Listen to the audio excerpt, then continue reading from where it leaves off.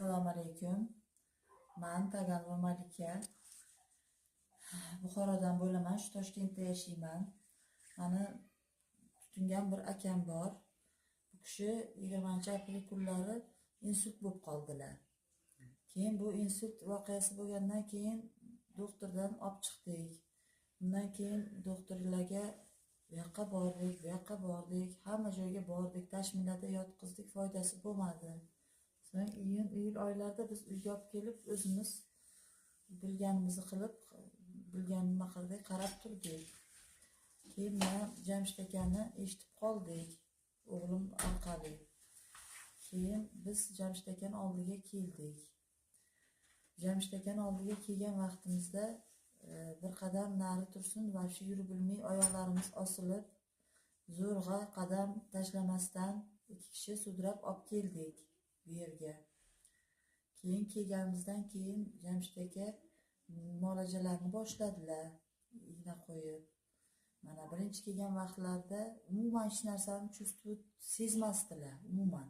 Boshlariga igna qo'yish boshlaganda sezmasdilar, og'izlari sal qiyshaygan holatda edilar.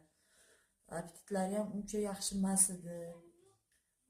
Miyalari ham sal ozginasini eslamay mana shunaqa bo'lib turardilar.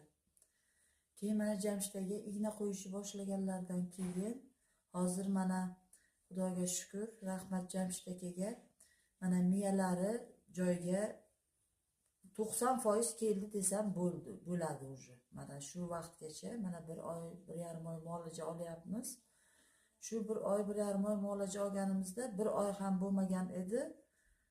Bu kishi уже 3-4 qadam tashlashni boshladilar. Keyin mana hozir 5-6 qadam tashlayaptilar.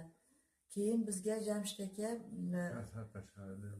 anaqa sham qo'yib yoqish. Buni qarang, shu 5-6 qadam ushlab turganingizdami yo o'zlari yuratdilar? Yo'q, ushlab turmaymiz. Shunday mana yosh bolani qo'yib yuborasiz-ku, shunday quchoq ochib turaman.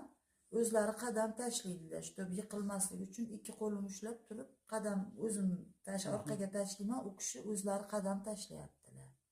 Mana shu ignalarni olgandan keyin, muolajalar qilganimizdan keyin mana shu holatga keldilar. Hozir Xudoga shukr, yeyishlari, ichishlari yaxshi. Mana og'izlari to'g'ri bo'lib joyiga keldi. Hammasi mana oyoq qadam tashlashlari ham hozir yaxshi. Keyin yaqin kunlarda menga parafin mana sham yoqib anaqa qilishni aytdilar. Biz boshladim, men o'zim ishni boshladim shu ish qilishni.